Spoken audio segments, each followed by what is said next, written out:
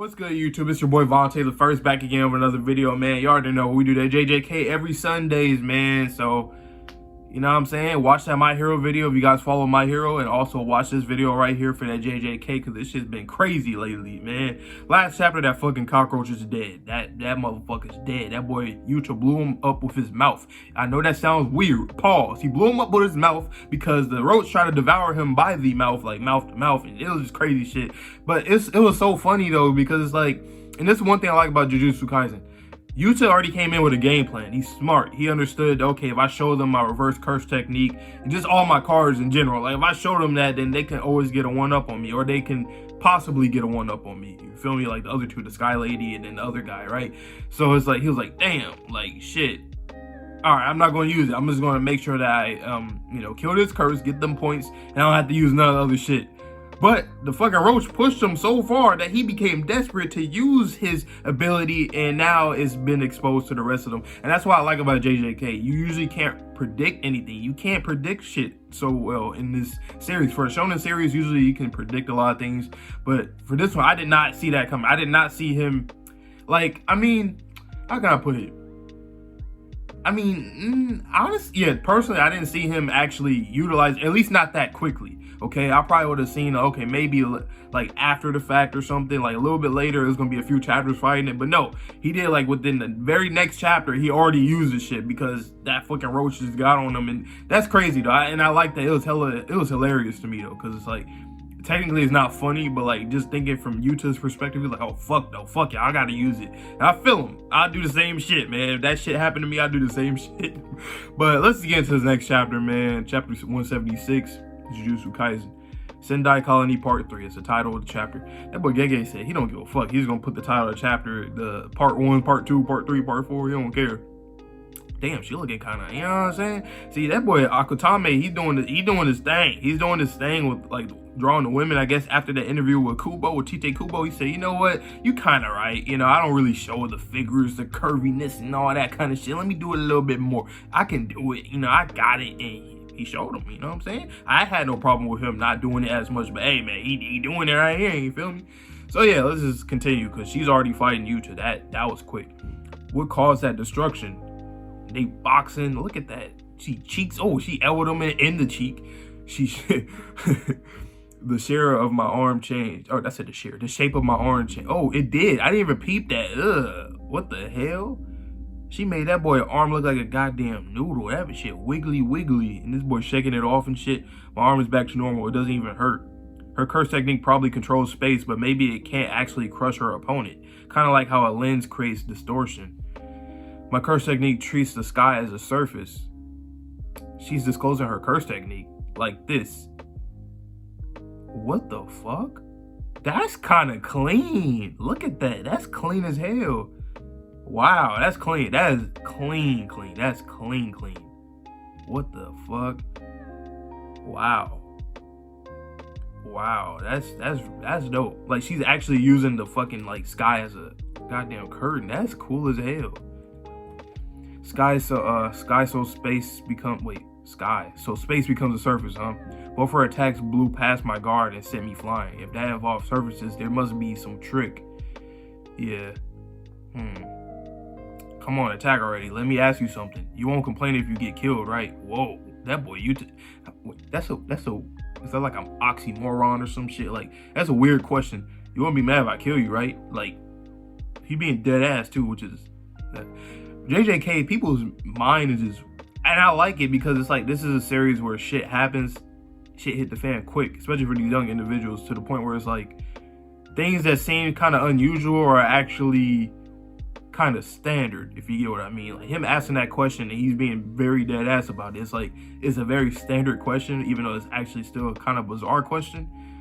I don't know. I just love the series in general. It's like, it's a lot of that kind of oddness, but not oddness. I don't know if you, I guess morbid. I don't know.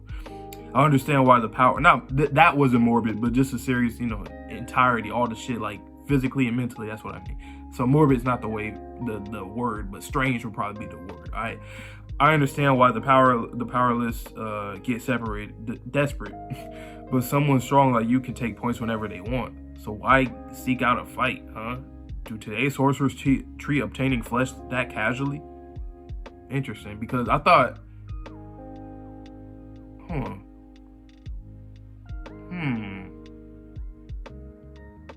that's interesting.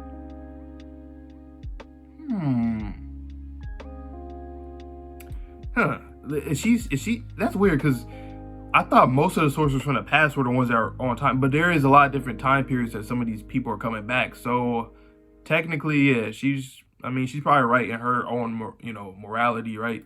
But I'm just thinking back to like other people they were saying that like a lot of those sorcerers are a lot more savage, like, so I guess times did change. Maybe she wasn't from like one of the earlier periods, or maybe she was just from a period where like people didn't just fight just to fight. That's what she's saying, right? She says, so why seek out a fight? Do today's sorcerers treat obtaining flesh that casually? Like, you know what I'm saying? So I guess that's interesting though. That's interesting. I didn't expect that at all. For us, we've come back from the underworld. He irritates me. Someone who completed her first life without regret wouldn't accept Kenjaku's invitation. The culling game is the first step to a second life. Kenjaku leads the way, but anything might happen, so the more points, the better. Don't you have a lover or friends? Huh? I didn't have any friends until recently, but I still can't sympathize. Yeah, this feeling, he's so close to setting me off. Even if you have regrets, hundreds and thousands of years later, you're spending time killing people. How can you be so desperate for your own sake? You are one of the Fujiwara. What will one of your blood know about it? Oh shit, who was that? I just peeped that panel in the middle. Interesting. You know something that I don't think I mentioned, but I appreciate that we're getting Yuta stuff. I think I did say that before, but he's also was like the main protagonist at some point, Volume 0, and originally, just in general, he was going to be the protagonist. So it's cool seeing him have protagonist vibes, like that. Him questioning her just reminds me of a protagonist type thing, like a Naruto. Even Yuji does it. Deku, a lot of these shonen protagonists do that. So it's cool to see him,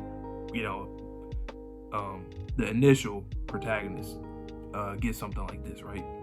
This kind of trope. It's a good trope though. I like it. But he's asking some good questions. Who the fuck? Whoa! Oh, that's a dude. Granite Blast. I said Granite Blast. Oh god damn! Look at this. I like the art on his face. That boy. He did say he has the most like the rawest curse energy though, like the most powerful. So he shoots that out of his fucking head. I knew that fucking Korobara hairstyle cannon shit. I knew it. I knew he had to. I knew it was something with that shit. They're flirting so much that it makes me hungry. The rooftop over there, that's fairly close. That was a broad attack range. Is it Ishiguri?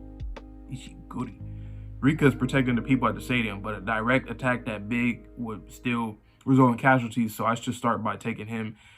Oh shit, now that Kudarushi and Diruv are gone, I have no reason to let Ishiguri go. So I'll take them both out. Whoa. That's her saying that. Interesting. Sweet, bring it on, Kotsu. Oh shit, that boy dashed into him. He's coming directly at me. Damn. Woo! Nah. Seeing the choreography right there, I don't know, like my mind for some reason, I don't know how that just happened right now, but it made me actually think shit was moving. Like when I was just, I don't know how to explain it. I mean, obviously it's a manga and the paneling is supposed to make you feel that way, but like it made me feel like I was actually watching the anime right there. I was seeing them dashing and shit, and then boom, that I don't know, something about that in my brain. Usually I don't get that much, but that was one of the few times I got that. The fighting choreography is just always clean in this series. That boy's dodging and shit, boy. Oh man, you aren't going to disappoint me, are you? You know damn well that boy already behind you. He's gone. Oh, I get it. That was where he made a hole earlier. Oh wait, oh no, I had a blank page for a second. I'm about to say, what the hell? Ooh, shit, by the box. Let's bring this in close. Will that satisfy the hunger of Kotsu? He about to body both of y'all though, like for real. But that was interesting that they had like a back and forth, him and the lady, the sky lady. That they had a little back and forth about.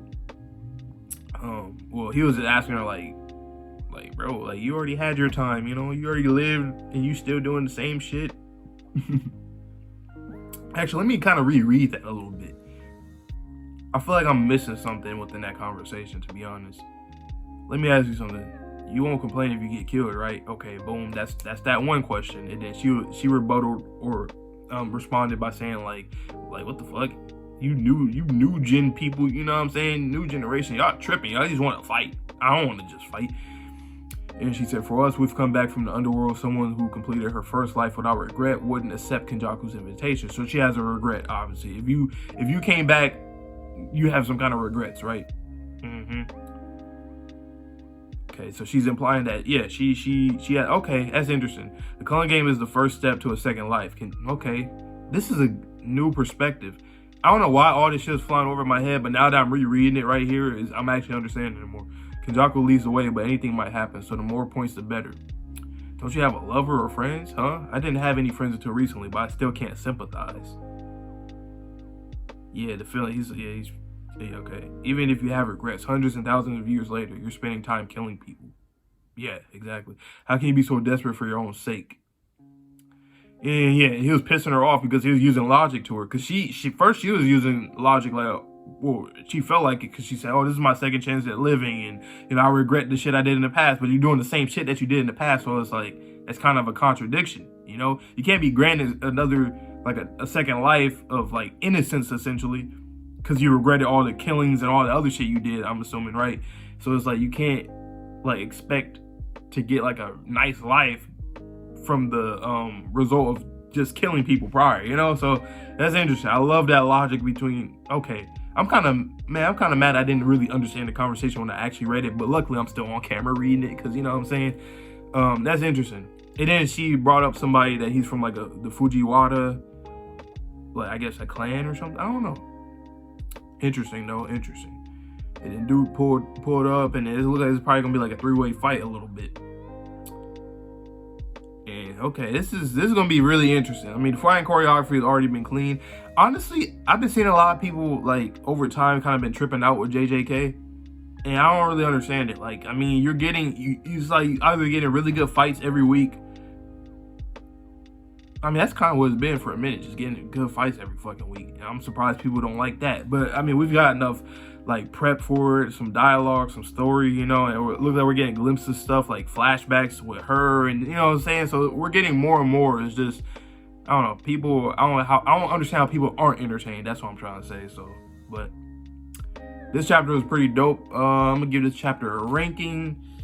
I like the Yuta stuff. I really do. So I don't know, this chapter, I love the art and the fighting choreography. That's something I just always love. This chapter though, it had a mix of good fighting, good conversation. So I think just from that alone, you know what I'm saying, I'm gonna give it an 8 out of 10.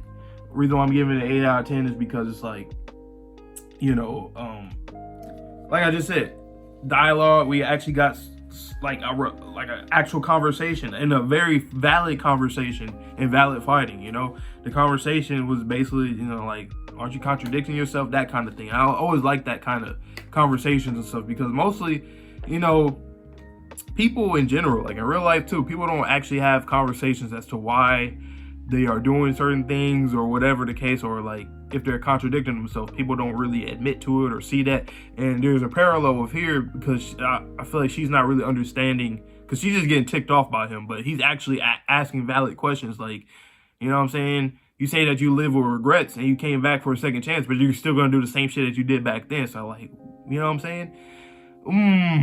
I can't wait to see Yuta and Kenjaku have a confrontation, because I know that's going to be coming too. But I don't know. I feel like Yuta, I don't know, he might end up losing, to be honest. I ain't going to lie. And I don't want him to lose, because he's one of the rawest characters here. But like, I just want to see his, I don't know, because it's like,